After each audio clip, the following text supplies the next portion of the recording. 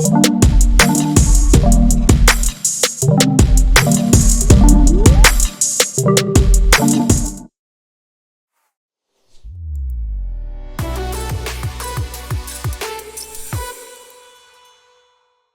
Justin, we spoke in a previous video on vision setting, why it's important to have a life vision and how people should follow kind of a process, what kind of elements to keep in mind when setting their life vision.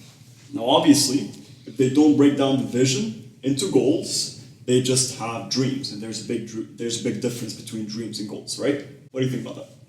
I think that it's important to point out at least one more time that being able to dream big is step one, right? They're somewhat sequential. So figuring out what your dream blockers are, what the things that are getting in the way of dreaming big. But once you do, then yes, that's the point at which you need to, I like to say, reverse engineer the path to those big dreams, right? So want to be that rock star musician. Okay, well, how did he or she or they figure out and what was that path? And then now work backwards to where you are.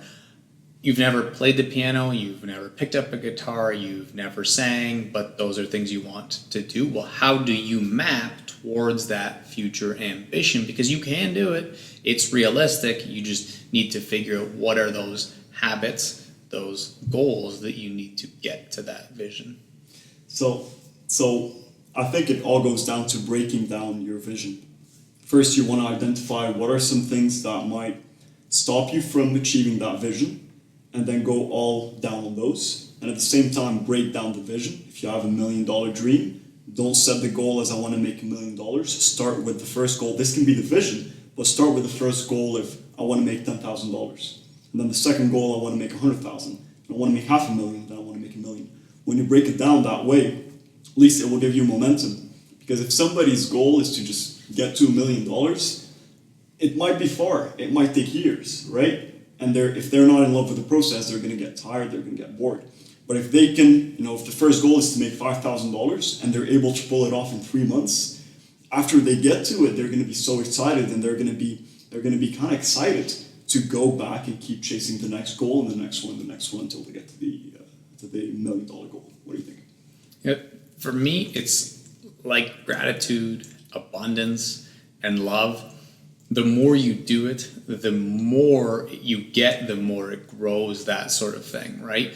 And the reason I bring that up is because I also think that when we're limited in our thinking, we feel that if we do something, pay for something or do a workout or something, that we're running out of energy to do that. But it's actually the opposite. It's the more you do of it, just like the more you love your child or the more you love someone in your family, love grows, right? And so I think that's the same thing when it comes to goal setting and passions, is that the more you do it, the more it grows. And so there's a few different things that may seem like a lot of tactics and strategies to doing this, but if I were to work with someone one-on-one, let's say, I would take the time to do different levels of those dreams and ambitions. And so one of them is just widespread dreaming, right? If you achieved all the ambitions you could, what 300 things would exist in your life, right? Just really, really unlocking that water, that dam breaking, that avalanche of being able to actually step outside your current life and dream, right? Mm-hmm. So writing all those down, that's one version. The other version I would like people to have is what I would call a battle board. And on that is where you're going to have these SMART goals that you're referring to, right? Those, by this quarter, this is my goal. By this year, this is my goal. And this is how I'm going to get there. Yes. And then the third version, though, being that very micro habit. This is the actual behavioral change that needs to exist to get to those goals. It's this whole thing is working its way down like a waterfall, right? And I think that that's one of the most things that's underrated and really, really, really crucial to people actually getting this success, is realizing what was that smallest viable habit that I can do daily with 100% consistency. I love that, because your idea ties goals to action. You're talking about actionable steps, micro habits, things that people can do in order for them to get closer and closer to their goals. And I think that's the biggest mistake that people fall into when they're trying to set goals. They mistaken goals for dreams. If you have a goal without an action plan, a strategy, it's only dream. If you have a goal, $1 million goal, no action plan, no actionable steps, no strategy, it's just a dream. It's not actually a goal. When it becomes a goal when there's an action plan tied to it. It becomes a SMART goal when it's specific, measurable, attainable, realistic, and time bound. Say somebody wants to lose 10 pounds, right? And if they just say, I want to lose 10 pounds, I really wish I can lose 10 pounds. That's not a goal. It's a dream. Like, I wish I can, but do it. When it comes to actually doing it, you need a strategy. You need to be specific. How much weight do you want to lose? How are you going to do it, right? It needs to be attainable. You can't say I want to lose 30 pounds in 2 days. You'll die, right? It needs to be realistic too, kind of ties to it. And the big idea is time bound. In SMART, time bound is the most important because if you don't give yourself a deadline, Elon Musk says, what do you want to achieve in 10 years and how can you achieve it in 6 months? If you give yourself a year to achieve the goal, it's going to take you a year. If you give yourself a month, again, within the limits of realism, it's going to take you a month. So it's very important to say, okay, I want to lose 10 pounds of fat, and I'm going to do so by going to the gym 3 times a week, on Monday, Wednesday, and Friday, and I'll be doing that for the next 3 months until I lose the 10 pounds there. That's say specific, and then get, as you were saying, micro habits. Then it gets more specific. In terms of micro habits, I'm going to stop eating junk food. I'm going to start, all those little things that tie into the fitness goal. What are they? What are the micro habits? And then work your way to it. Install those as part of the strategy. And before you know it, you don't just have a goal, you have a strategy and you have an action plan to follow. What do you think? Yeah, and a couple thoughts come to mind. One is just going back to the micro habits. Once those SMART goals are established and they're kind of in that middle range, right? Because you have the esoteric manifestation statements, I want to become a multi-millionaire by helping people learn to pursue their own goals and dreams through education and content. Yeah, or like I want to build a YouTube channel that's like, top 10 all time that grosses $12 million a year. Those are all awesome things. A lot of people would get caught up on that idea of it being the R, right? The realistic one. And that's why I love that Will Smith says that his most hated word in the English dictionary is realistic. Not because we don't need to make sure that some things are realistic, but what does that even mean? All it means is that it's possible, right? And so what's really valuable when it comes to that is allowing yourself to have the esoteric big dream, you have the SMART goals, but then again, it comes down to that micro habits, right? So somebody who wants to lose 10 pounds, maybe they know that they work out best at the gym. Well, a lot of people would set that habit as going to the gym, but that's too big, right? The habit that would be better would be getting in the cab every morning at 6 a.m. or pre-booking Ubers to come pick you up with a destination of the gym. And then it's scheduled, it's tiny. You got to walk out the door and that's it. And a classic example in the fitness area, because I used to do a lot of fitness specific coaching, is I would say that to people, don't worry about the workout. Don't worry about how many reps you're going to do in terms of your habit. Your habit is to walk through those front doors, right?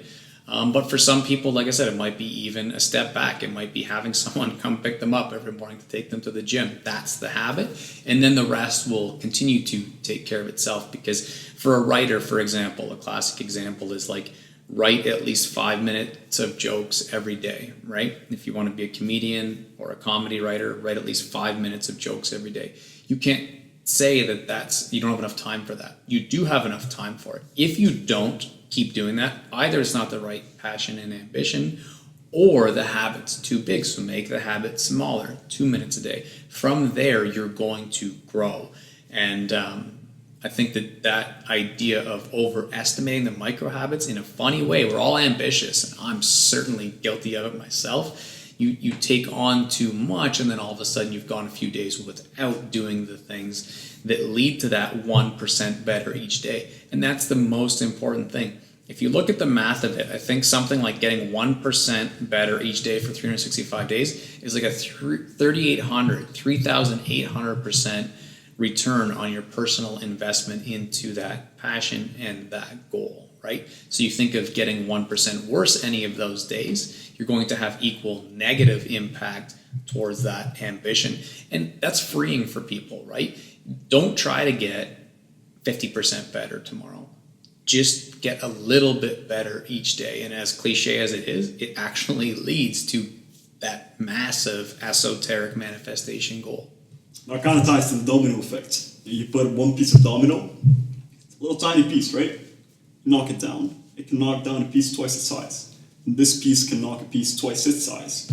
All the way up to a giant ass piece that you never expect that this little piece can, through the compounding effect, break that big piece, right? And this consistency in micro habits, it ties down to the compounding effect, right? And something I read the other day that blew my mind, and I spoke about it in a previous video. It's like, if you have a penny and you double it every day, right? Consistently double it through the power of compounding, how much money would you have at the end of the 30 days? You go from 1 penny to $5.3 million. 30 days of consistency and compounding results. If you stopped at day 27, your 5.3 million drops down to $670,000. In 3 days, it's how huge the difference is. And as you're saying, when you focus on the micro habits that we can make sure we can commit to, you want to write a book? Fine. Go write for a minute a day. Most people, when they start writing, as you were saying, they will keep going. They won't stop at a minute.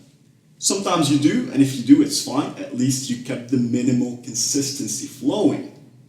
But hey, if you're feeling inspired and you keep going, you might, check yourself an hour later with 4 or 5 pages written, and you'll be proud. Yeah, for sure. And one other area when it comes to this idea of, is it a smart goal? Is it a big dream? Am I dreaming too small? Is it too big of a habit? Is it too small? There's a couple other things to keep in mind. One, it's a continual process of learning about how you operate best, going and tapping into other people, maybe a coach or someone to support you. But one of the main things that I like to do with people is when we find out, we know what the passion is, we know what the ambition is.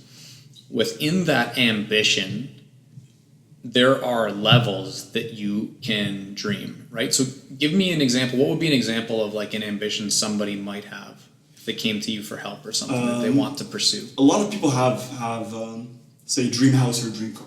Okay.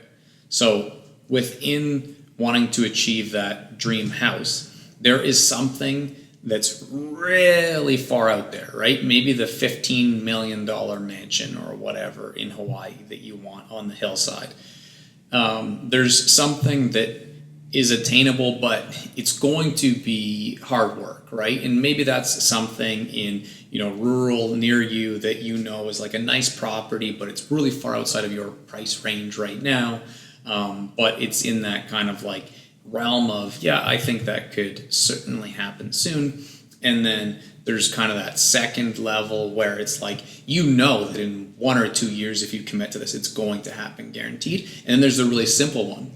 What can I achieve tomorrow towards that goal? Maybe it's put $5 into that savings account for the new house. Like I can start now. Like if I haven't started at all, I can start now. Maybe it's to chip away at some debt you owe or whatever the case is. But dreaming in levels, I think, is so important too. And it's a really good hack for people that get stuck and start procrastinating towards their dreams because it's not in like, is that too big? Is it not big enough? Yeah, like how could I beat Drake to be the top hip hop artist in Canada? It's like, well, maybe you can, maybe you can't. Let's set that as that huge goal, right? That huge goal. So that's the really difficult one. And we dream in 4 levels can be really valuable to unlocking the power of pursuing these goals. So what you're saying is let's set a minimal goal that if we achieve, we'd be really proud, and at the same time achieve a level higher than that, and one a bit higher, and one a bit higher. That's maybe for most people would be impossible, but maybe for you one day it would be. I think there's a lot of power in that. So that if people, they're trying to aim for something too big, complexity might hinder their action. They might get disappointed if they don't get to it fast enough, and having those little micro goals will also help them a lot. For sure. Yeah, exactly. I would say simple, difficult, pretty challenging, extremely challenging, or something to that effect. I love that. at the end of the day, when people break down their vision into goals, they need to keep in mind the most important thing, which is taking action. A lot of people, they set goals. New Year resolution is the biggest example. January 17th or 14th is known as the quitter day, where majority of people would have quit their New Year resolution by then. We don't need to wait for New Year resolutions. People get motivated, right? New year, new me, and they lose a sense of motivation. But we need to keep working on our goals regardless of whether we feel motivated or not, and that ties to discipline. When the goal is too big, the action that we need to take is accordingly huge, so that hinders our performance a bit. So when we have smaller goals and micro habits that you don't have to write for an hour a day, you can write for 1 minute, then this keeps the habit flowing. It boosts your confidence, gives you that sense of accomplishment, and it helps you move forward towards bigger goals. Yes. Another classic example is the idea of starting a podcast. Like I saw someone post yesterday that 28% of podcasts only have one episode on Apple Podcasts. And that's fascinating because people obviously started them with the intention of doing it, and 1/4 of podcasts are stopped after just one episode.